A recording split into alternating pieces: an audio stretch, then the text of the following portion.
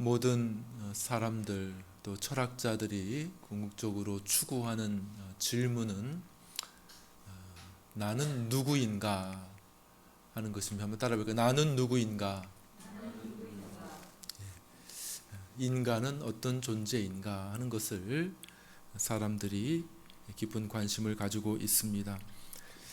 유교의 맹자는 성선설을 주장해. 성선설 뭡니까? 태어나면서부터 인간은 인의 예지 선을 가지고 태어난다. 그런 것이죠. 본질적으로 선하다. 인간에 대해서 그렇게 정의를 했습니다. 그러나 그의 제자였던 순자는 금방 뒤집어 버립니다. 완전히 반대로. 아니다. 인간은 태어나면서부터 악하다. 성악설. 그거를 주장하지요. 고자라는 사람이 있어요. 고자. 이름이 웃기죠. 고자. 그 사람은 둘 다 아니다. 둘 다. 성선설도 아니고 성악설도 아니고 태어나면서 악이나 선을 가진 것이 아니라 인간은 어떻다고요? 환경에 의해서, 주변 환경에 의해서 이렇게 좌지우지 영향을 받는 것이다. 이렇게 생각하기도 하였습니다. 사람들이 이런저런 생각하는 건 나름대로 의미가 있고 또 이유가 있고 타당해 보이기도 하지만 그렇게 중요한 것은 아니고요. 중요한 것은 뭡니까? 성경, 하나님의 말씀, 이 진리인 성경은 사람에 대해서 혹은 나에 대해서 뭐라고 말하는가, 그것이 대단히 중요한 것이죠.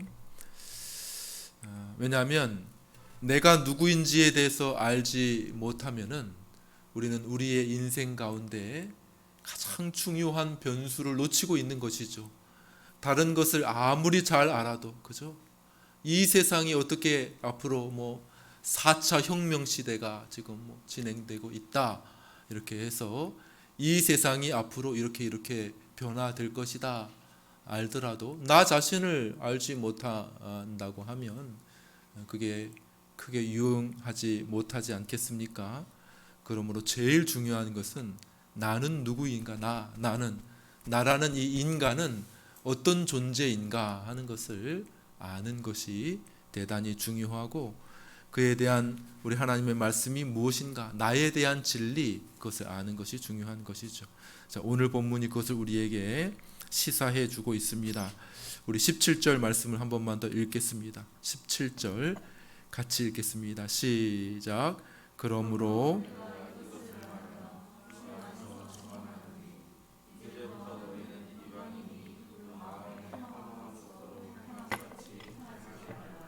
아멘.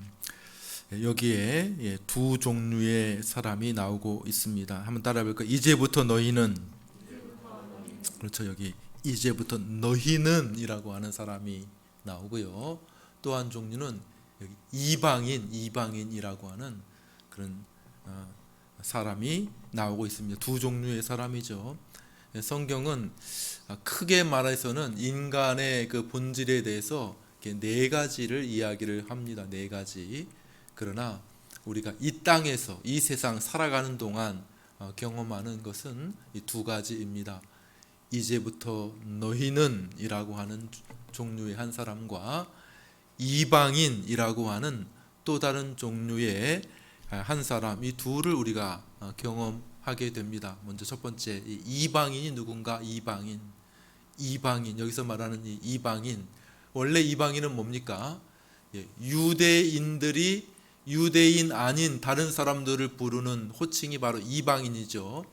유대인들은 아주 독특한 선민 의식을 가지고 있었어요. 하나님이 우리를 선택했다.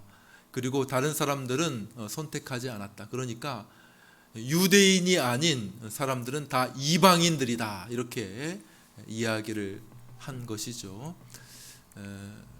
그런데 여기서는 조금 달라요. 여기서는 좀 신약적인 개념으로 사도 바울이 이방인이라고 말할 때에 여기 지금 이 편지를 받고 있지 않은 사람들, 다시 말해서 예수님 믿지 않는 그러한 사람들, 아직 예수님 안에 있지 않은 사람들, 그런 사람들을 이방인이라고 이렇게 부르고 있는 것이죠. 그러니까 두 종류의 사람이 있습니다. 성경의 분류에 의하면 하나는 예수님 안에 있는 사람들, 또 하나는 예수님 밖에 있는 이방인들. 그러니까 원래 우리가 뭐 태어나면서부터 예수님 믿은 건 아니니까 원래 이 땅에 태어나는 모든 사람들은 다 이방인과 같은 그러한 존재로 태어나게 된다라는 것이죠. 이방인이 그럼 뭐냐? 이방인, 다시 한번 본문을 보면 이방인이 그 마음에 허망한 것으로 행함같이 행하지 말라, 이렇게 이야기를 하고 있습니다. 이방인은 어떤 존재인가? 이방인은 어떤 상태인가? 그 마음이 허망한 상태에 있다는 거예요. 허망하다, 허망하다는 것은 무슨 말이냐면은 비어 있다, 그런 말입니다. 비어 있다. 그래서 통통 비어 있는 그런 상태를 허망한 상태다, 이렇게 이야기를 하죠. 여러분들 겉모습은 번지르할지 모르지만은 그러나 그 마음이라고 하는 것은 그 영혼, 온 영혼을 말하는 거예요. 마음이라고 하는 것은 그 사람의 성경에서 표현할 때 마음이라고 하는 것은 하트, 그 온 인격을 표현하는 건 마인드, 그죠? 마인드는 좀 지성적인 의미가 있는데 성경에서 마음이라고 말할 때 그것은 지정의 온 인격이 사람이 허망하다, 비어 있다, 그런 이야기를 하고 있는 것이죠. 여러분들 요즘에 과자들이 이제 좀 이렇게 부풀려져 있어요. 그 안에 헬륨 가스가 들어 있어도 막 커 보이는데 뜯어보면 과자가 얼마 없어요. 아, 이거 허망해, 이게 허망해. 그래서 예전에 그게 한 번 이슈가 됐었죠, 그죠? 대학생들이 과자 한 뭐 수백 개 이렇게 테이프로 다 붙여가지고 그걸 타고 한강을 건넜어요. 그러니까 헬륨 가스만 있고 헬륨 가스 가득히 차 있다, 그것을 나타내기 위해서. 그러니까 부풀려 있는 거예요. 부풀려 있어요. 아무것도 없는데 사실은 그 속 안에는 별거 없는데, 그런데 부풀려져 있는 그 허망한 상태. 제가 몇 개월 전에 이사를 했는데 이사를 하면 짐을 다 뺍니다. 짐을 다 옮겨, 이사짐 그 차로 옮기고 나면 집에 그 텅 비어 있지 않습니까? 쓰레기만 잔뜩 있고, 그죠?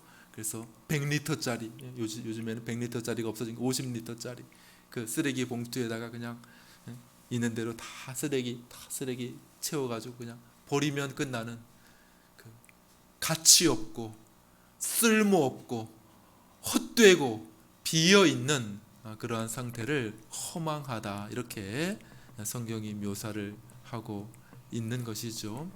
이방인들, 태어나서 예수님 밖에 있는 모든 이방인들의 마음 상태가 바로 그렇다고 이야기를 하고 있는 것이죠. 우리 한 장만 성경을 탁 넘겨 보십시오. 에베소서 2장 1절.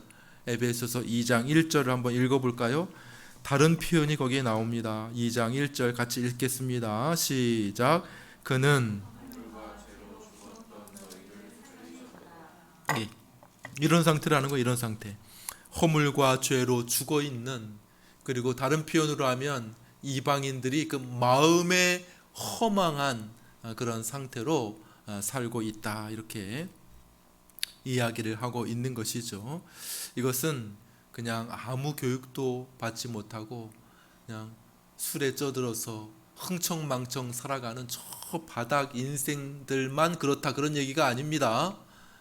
모든 사람 그가 아주 교육을 많이 받았어요. 아주 유수한 대학을 나오고 그 다음에 연봉이 아주 높은 그런 직장을 가지고 있고, 혹은 정치인으로 능력을 발휘하는 많은 사람들의 지도력 위에 지도력을 가지고 있는, 혹은 예술가로서 문화인으로서 막 명망이 높은 그런 사람이라 할지라도 다 똑같다는 거예요. 뉴스를 여러분들이 조금만 보십시오. 많은 사람들이 막 환호하는 유명한 작곡가도 마음이 허망합니다. 허망해. 잘 나가는 그냥 실세라고 말하는 그 권력자들도 참 마음이 허망한 인생을 살고 있는 것을 우리가 조금만 주목해 보면 알 수가 있습니다. 아주 대골같이 의리의리한 그러한 집에 사는 사람들도 조금만 주목해서 그들의 인생과 마음을 들여다 보려고 하면 겉모습은 번지르하게 치장되어 있을지 모르지만 그러나 그 마음은 아무 목표 없어, 아무 가치가 없어, 쓸데없는 인생으로 낭비하고 있는 그러한 삶이라고 말합니다. 그래서 성경은 그리스도 안에서 새 생명을 얻지 못한 사람들은 모두 그 마음이 허망에 있다, 이렇게 이야기를 하고 있는 것이죠. 우리 18절과 19절은 이 마음의 허망함을 좀 더 구체적으로 말하고 있는데요. 우리 한번 18절, 19절 말씀을 한번 읽어볼까요? 같이 읽겠습니다. 시작. 그들의 총명이 어두워지고 그들 가운데 있는 무지함과 그들의 마음이 굳어짐으로 말미암아 하나님의 생명에서 떠나 있도다. 그들이 감각 없는 자가 되어 자신을 방탕에 방임하여 모든 더러운 것을 욕심으로 행하되, 그 사람이 하나님으로부터 떠나 있다는 것이에요. 이것이 그 사람의 마음이 허망하게 된 원인이라고 이야기를 하고 있는 것입니다. 마음에 하나님이 없자 사람은 곧바로 그 마음이 허망해지게 되고, 그 사람은 그 허망한 마음을 가지고 마치 썩어 있는 시체와 같이 아무런 목표도 없는 그러한 삶을 살게 된다는 것이죠. 제가 영국에 있을 때에 에딘버러, 스코틀랜드의 수도죠. 에딘버러에 대학교가 있습니다. 대학교. 그 대학교에 학생들이 큰 토론대회를 열어서, 토론대, 어떤 토론대회를 열었냐 하면 거기에 신학부가 있어요.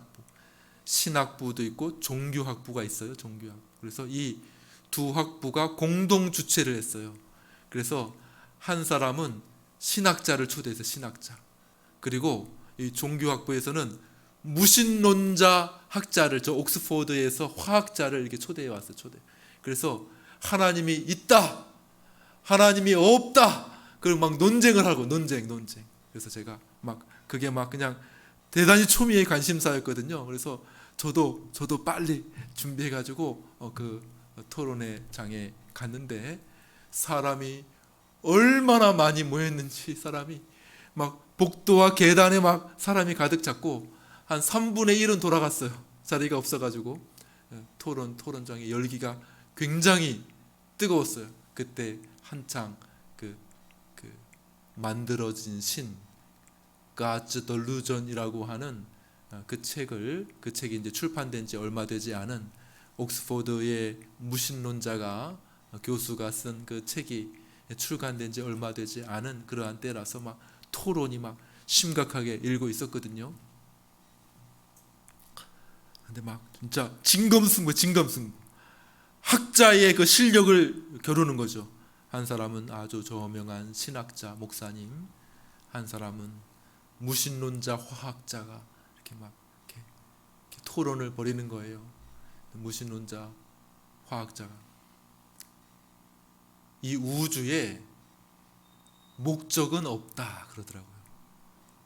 우주에 목적은 없다. 인간에게 삶의 목적은 없다. 그렇게 결론을 탁 내리는 거예요. 그냥 우연히 왔다가 그냥 우연히 가는 것이지 무슨 특별한 목적이 없다. 그렇게 얘기를 하더라고요. 그래서 다 이제 토론회가 마쳐지고 난 다음에는 질의응답하는 순서가 있었어요. 어떤 여자 학생이, 아주 젊은 애띤 여자 학생이 손을 들고 교수님 이렇게 질문을 하게 됩니다. 아마 크리스찬인 것 같아요. 교수님, 만약에 교수님이 삶이 아무 목적이 없다면, 태어났는데 아무 목적이 없다면, 그러면 너무 슬프지 않습니까? 이렇게 질문을 했어요. 탁 질문했어요. 그러니까 이분이 표정이 안색이 싹 변하더라고요. 너무 슬프지 않습니까? 아무 목적이 없이 태어나서 목적 없이 살아간다는 것은 너무 슬프지 않습니까? 이렇게. 그 사람이 진짜 무신론자야. 괜찮습니다. 그러더라고요. 괜찮습니다. 아무 목적이 없어. 이게 마음에 허망한 것이죠. 허망한 목적이 없습니다. 아무 살아가는 목적이 없어. 왜 살아요? 왜? 아무 목적이 없이 살아간다는 것이죠. 하나님으로부터 인간이 뚝 끊어지게 되자 인간은 이렇게 목적 없는 존재가 될 수밖에 없는 거예요. 하나님이 목적을 가지고 인간을 만드셨는데 그 하나님을 뚝 끊어버리게 되면 마치 그 끈을 끌어버린 풍선처럼 인간은 목적 없이 떠돌 수밖에 없는 그런 존재가 되어 버릴 수밖에 없는 것이죠. 마음이 허망해질 수밖에 없는 것이죠. 온갖 쓰레기로 이 마음이 가득 찰 수밖에 없다는 사실입니다. 아무리 도덕, 윤리를 강조한다고 해서 사람이 잘 될 리가 없습니다. 하나님과 연결되어져서 그 사람이 경건하지 않다면, 먼저 경건이라는 것은 하나님과 연결된 의미이거든요. 하나님 앞에 인간이 바로 서 있지 않다면 그 사람에게 아무리 윤리 도덕을 강조한들 그것이 제대로 될 리가 없는 것이죠. 윤리와 도덕 필요합니다. 사람들 사이에서 윤리와 도덕이 필요하죠. 그러나 하나님 앞에 우리가 경건이라고 하는 그 경건이 바르게 서 있는 가운데 윤리 도덕도 필요한 것이지, 하나님 떠나 있는데 윤리와 도덕이 무슨 소용이 있느냐라고 하는 사실입니다. 이것이 사도 바울 또 성경이 우리의 인간에 대해서 이야기하고 있는 내용이라고 하는 것이죠. 사람은 태어나면서부터 그 마음이 허망하다는 것이에요. 아무런 쓸모가 없다. 원래는 그렇지 않았습니다. 원래는 어땠습니까? 원래는 하나님께서 사람을 하나님의 형상을 따라 아름답게 무죄한 존재로 만드셨죠. 그러나 첫사람 아담의 타락 이후로, 아담이 하나님께서 먹지 말라고 명령하신 그 선악과를 먹은 이후로, 그 이후에 태어나는 모든 사람들, 그러니까 우리가 경험하는 모든 우리가 경험하는 모든 이 땅에 태어나는 사람은 허망한 마음을 가지고 죄인으로 이 땅에 태어나게 되었다고 성경은 말하고 있는 것이죠. 이것이 현실인 것입니다. 그래서 우리가 보는 이 세상에 수많은 악들이 이렇게 횡행하고 있는 것이죠. 얼마 전 뉴스를 보니까 우크라이나가 러시아가 좀 이렇게 차지했던 땅을 다시 좀 회복한다, 그런 이야기 뉴스가 들렸습니다. 그래서 어떤 지역을 서울의 40배 되는 그 지역을 다시 수복했다. 근데 수복해서 가보니까 사람의 손톱이 수북히 쌓여 있다는 거예요. 사람의 손톱이. 왜요? 고문하느라. 거기에 사람의 손톱이 이렇게. 그래서 또 다른 의미의 작은 그 유대인들 학살 현장과 같은 그런 현장들이 이렇게 벌어지고 있다. 전쟁이 나니까 아주 끔찍하죠. 끔찍해. 인간의 허망한 마음. 그 사람들이 못 배우고, 그 사람들이 높지 않고 그래서 그런 것이 아니라 더 많이 배우고 더 많은 것을 가지고 있고, 더 높은 그런 지위를 가지고 있는 그런 사람들의 모습이 참 사람의 마음이 허망하고 죄로 가득 차 있다고 하는 사실을 보게 되는 것이죠. 일부의 사람만 그렇다는 것이 아니라 성경은 이 땅에 태어난 모든 사람의 마음은 그와 같다고 이야기를 하고 있는 것입니다. 그러나 감사하게도 여기서 끝나지 않습니다. 우리 17절 말씀을 한 번만 더 읽겠습니다. 17절 읽겠습니다. 시작. 그러므로 내가 이것을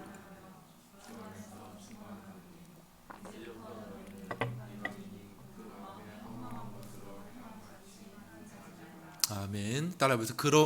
잠깐만요. 이제부터 너희는 여기에 두 번째 부류의 사람이 나오는 거죠. 이방인이 행하는 그 마음에 허망한 것을 행하는 그런 사람들이 있다는 거예요. 그러나 이제부터 너희는 이라고 하는 또 한 부류의 사람이 있음을 설명하고 있는 것이죠. 우리 20절 말씀도 한번 읽어볼까요? 20절 말씀도 같은 것을 말합니다. 읽습니다. 시작. 오직 너희는 그리스도를 이같이 배우지 아니하였느니라. 여기도 나옵니다. 오직 너희는, 이방인들은 이렇게 산다. 이방인들은 마음에 허망한 마음을 가지고 총명이 어두워지고 그 무지함 가운데 그 마음이 굳어지고 하나님의 생명에서 떠나 있고 감각이 없는 자가 되어서 방탕함에 자기 자신을 방임하며 하나님과 단절된 상태로 자신의 욕심을 가득 채울 쓰레기를 마음에 담으며 살아가는 그러한 모습으로 살아가지만은 이제부터 너희는, 오직 너희는 이라고 말하는 다른 한 부류에 대해서 이야기를 하고 있습니다. 여기 오직이라고 하는 것은 반대죠, 반대. 그러나 오직 앞에 있는 이런 사람들, 이 세상을 살아가는 대부분의 많은 사람들은 이렇게 살지만, 그러나 오직 너희는, 그러나 너희는 이라고 말하고 있는 것이죠. 성경은 인간의 본질에 대해서 이 두 가지를 이야기합니다. 죄로 말미암아 타락되어 있는 인간의 본질과 또 하나 예수 그리스도 안에서 회복된 그 안에 새로운 생명이 생겨지게 된 그러한 회복된 인간의 본질을 이야기를 하고 있는 것입니다. 그 사람들을 우리는 그리스도인, 예수님 믿는 사람들, 크리스찬, 성도, 뭐 이렇게 여러 가지 말로 말하지만 똑같은 말이죠. 어쨌든 그 사람은 어떤 사람입니까?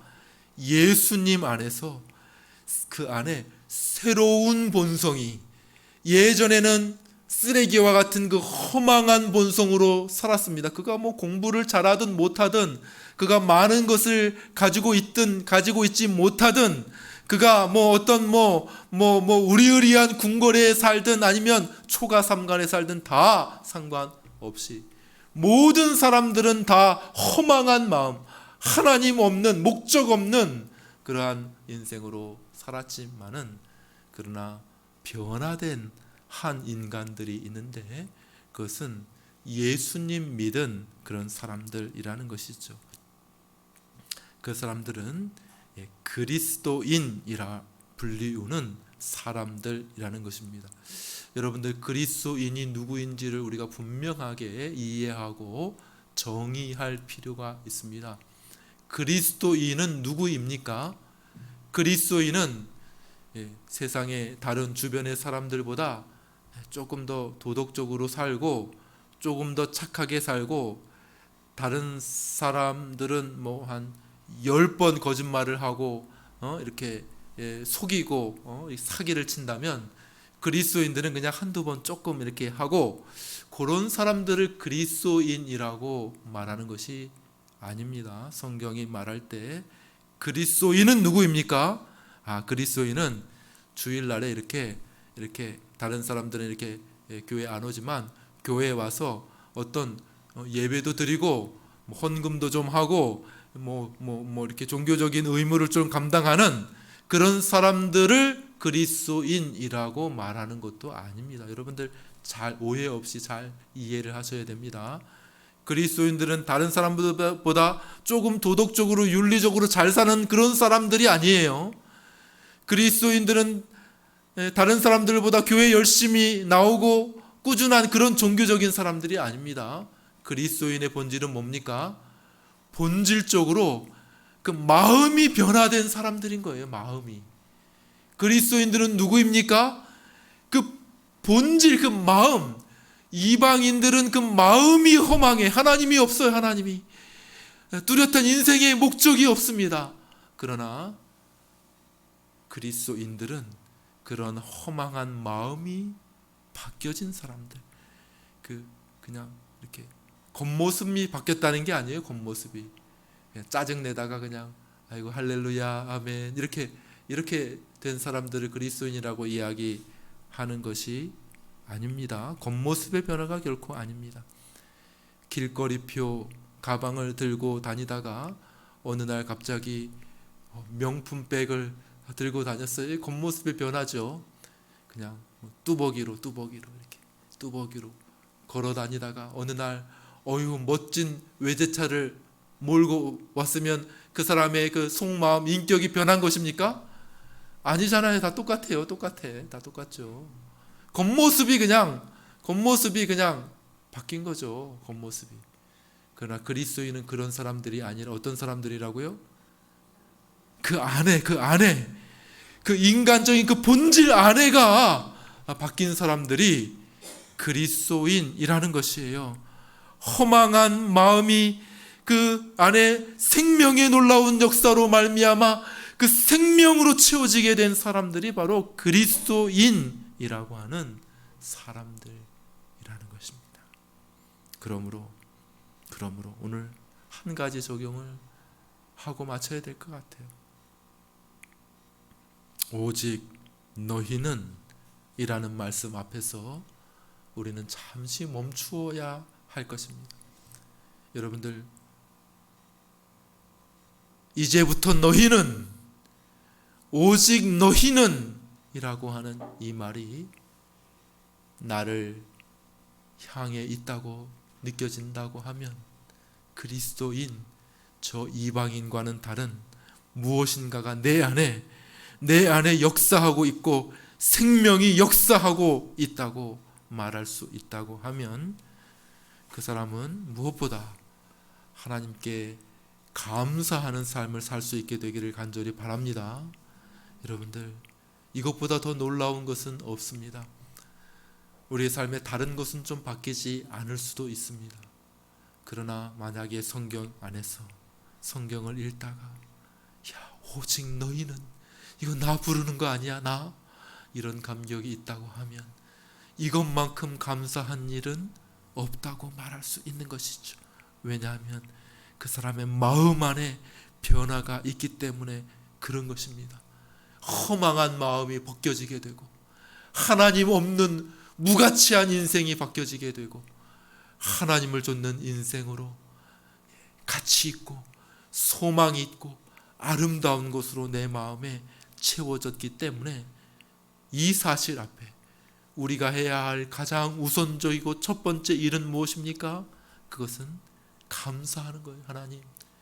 하나님, 내 집이 여전히 그대로고 내 차가 여전히 그대로고 나의 직장의 삶이 여전히 그대로고 나의 학교의 삶이 여전히 그대로지만은 그러나 나를 저 이방인에게서 불러내셔서 그리스도인 예수님 믿는 사람 삼아 주시니 감사합니다.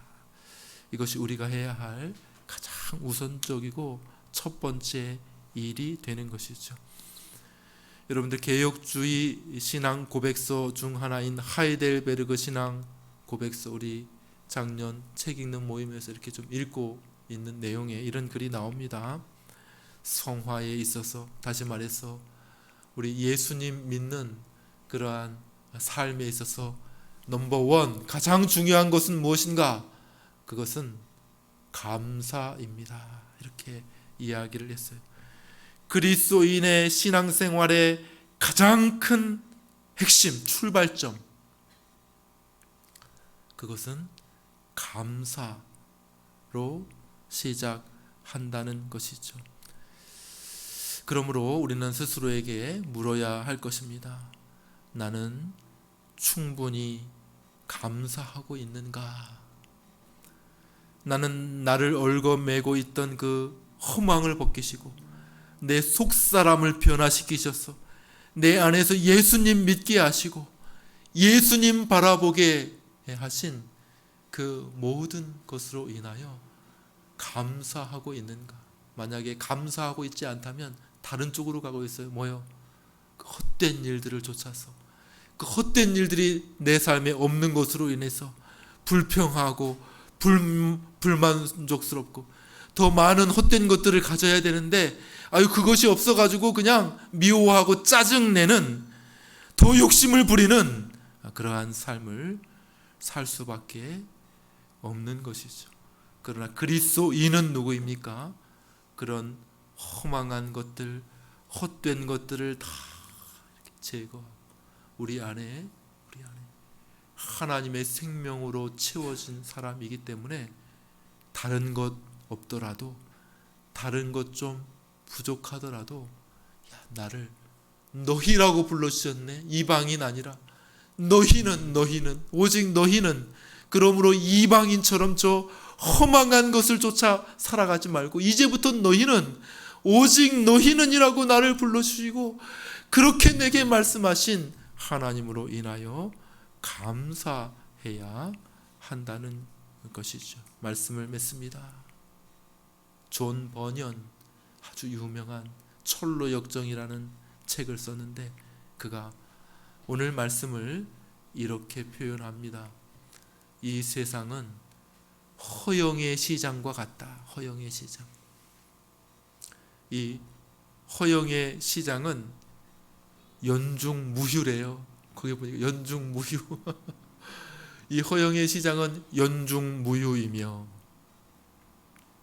그 시장에는 온갖 가지 허영에 가득한 물건들, 집, 땅, 직위, 명예, 진급, 국가, 왕국, 향락, 매춘부, 그 외에 온갖 가지 허영에 가득한 것들이 팔리고 있으며 그 마을에 사는 사람들은 그 허영에 취해 있고 약간 들떠 있다, 이렇게 얘기합니다. 약간 허영으로 약간 들떠 있는 삶을 살아간다. 그러나 그리스도인들은 본질적으로 다릅니다. 그리스도인은 그 허영의 시장에 살고 있는 것이 아니라, 계속 살 것도 아니고 그 허영의 시장을 지나가고 있는 사람들로 묘사합니다. 지나가고 있어요. 잠시 숙박을 합니다, 거기에. 그렇지만 그리스도인은 거기가 집이 아니에요. 집을 향하여 나아가고 있습니다. 자신의 원래의 본향을 향하여 나아가고 있는 사람이 그리스도인이라는 거예요. 허영의 시장에서 지나가고 있습니다. 많은 사람들이 와가지고 이것 사세요. 허영을 부추깁니다. 허영. 이것저것 이 세상의 성공과 부와 쾌락과 여러 가지 높은 직위들, 권세들을 내놓고 사람들 허영에 들뜨게 합니다. 그리스도인들 어떻게 합니까? 크리스찬과 그의 친구 신의 믿음이라고도 하는 믿음이 어떻게 합니까? 본체만체 자기의 가던 길을 쫙 계속 가는 모습을 묘사하고 있는 것을 보게 됩니다. 뭘 말하려고 하는 거예요? 존 버년이 너무 잘 알고 있었죠. 그리스도인이 되었다는 것은 이제 허영의 시장과 상관없는 사람이 되었다는 거예요. 예전에는 그도 그 허영의 시장에서 물건들을 사고 물건들을 팔고 하는 그런 일들을 했을 것입니다. 허영의 시장의 사람들이었어요. 그러나 그리스도인이 되었다는 것은 이제 그 허영의 시장을 벗어나서, 그 허영의 시장은 그냥 스쳐 지나가는, 잠깐 머무는 길일 뿐입니다. 본향을 향하여 나아가는 사람이 되었다는 사실이지요. 자, 이것이 오늘 말씀이 하는 것입니다. 이제부터 너희는, 옛날에는 너희도 이방인이었다. 옛날에는 너희들도 허망한 삶을 살고 있었지 않느냐? 하나님 없는 인생을 살고 있었지 않느냐? 이 세상의 헛된 그 영광을 쫓아 살고 있었던 사람들 아니냐? 그러나 이제부터 너희는, 오직 너희는 이라고 힘주어 말하고 있는 것입니다. 여러분들, 우리가 누구인지 그것을 아는 것은 너무나 중요한 거예요. 지금도 헷갈립니까? 지금도 헷갈려요. 내가 이방인인가? 내가 어디에 속해 있는 사람? 나 자신에 대한 진리를 아는 것은 대단히 중요한 것입니다. 오늘 말씀 가운데 나 자신에 대한 진리, 내가 어디에 속해 있는가? 나는 누구인가? 나는 이 허영의 시장에 살고 있는 사람인가? 아니면 이 허영의 시장을 지금 잠시 지나가고 있는 그런 사람인가 하는 것을 아는 것이 대단히 중요한 것이죠. 사랑하는 여러분, 여러분들은 여러분의 위치를 잘 이해하고 있습니까? 이 세상과 여러분이 구별되어 있음을 여러분들은 분명히 알고 있습니까? 같이 살고 있고, 같이 직장 생활하고, 같이 밥 먹고, 같이 떠들고, 이렇게 같이 시간을 지내다 보니까 어이구 뭐 다른 거 전혀 모르는 것 아닙니까? 아니요. 그리스도인들은 그들과 전적으로 구별되어 있는 사람들이라고 하는 사실을 아는 사람들이라는 것이죠. 자신의 정체성이 무엇인지 알고 그 이해 위에서 그에 합당하게 살아가라고 말씀하고 있는 것입니다. 그리스도인이 아닌 이방인에게 이야기하고 있는 것은 아닙니다. 그럴 수도 없어요. 그러나 그리스도인인 사람들, 예수님 믿는 사람들, 이제부터 너희는 너희에 합당하게 제대로 된 인생을 살라. 허망한 인생들, 저 이방인들이 하는 것처럼 살아가지 말고, 헛되이 살아가지 말고, 헛된 영광을 쫓아 살아가지 말고, 너희는 그리스도인들 아니냐? 너희는 예수님 믿는 사람들 아니냐? 그러니까 그들과 구별된 하나님의 백성으로, 저 천국의 백성으로 살아가라고 우리에게 말씀하고 계신 것입니다. 우리에게 펼쳐진 한 주간 그렇게 살아갈 수 있게 되기를 주님의 이름으로 축원합니다.